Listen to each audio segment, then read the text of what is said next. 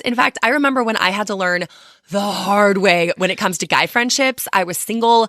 I was interested in Zach, but we weren't officially dating. And there was this guy, he and I became really, really good friends. It wasn't Zach, it was some other guy. And we became really good friends. Like our personalities jive. We had so much fun together, so many of the same like interests and hobbies.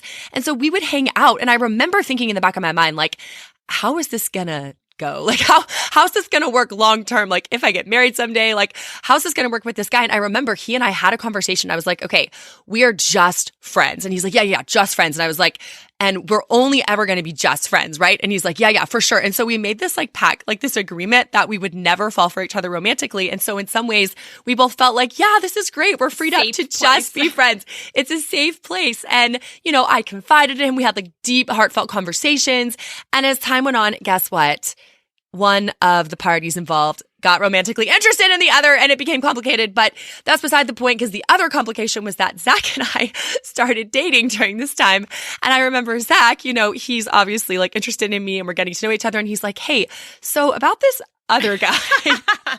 And I'm like, oh, what's the problem? He's like, I'm not really sure if y'all being such good friends while we're dating is the best idea. And honestly, he was 100% right. It was just hard for me to see it. And that is why guy friendships can get complicated. And I wish someone would have stepped in when I was like getting deeper and deeper in this friendship with this guy and just said like, hey, sister, let's talk about this. I remember wondering, like, what, y'all, this is so weird. But I felt like we made this agreement. Like, everything's going to be fine. Me that. But here's the deal. When I got married to Zach, I came to the realization the hard way that marriage is meant for intimacy. That's exclusive to my husband. And so this other guy, I realized like these one-on-one conversations, these intimate, just even if it's like not like the most deeply intimate stuff, but just that one-on-one interaction, I realized that wouldn't be helpful and that wouldn't help build deep and true intimacy with my husband. There would be this other man in my life that I'm also sharing some of those deeply emotional and intimate parts of my heart with. I will say I took on some extreme measures. At first, I was like, I'm not sure how to handle this. So I was like, I'm just going to cut him out of my life and not talk to him.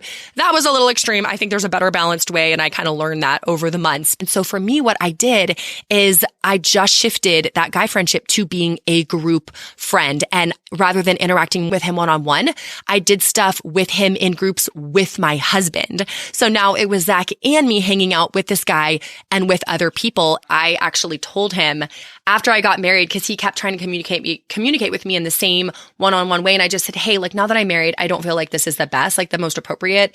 So I'm going to shift our conversations to group. Like, so with my husband, if he wanted to communicate with me,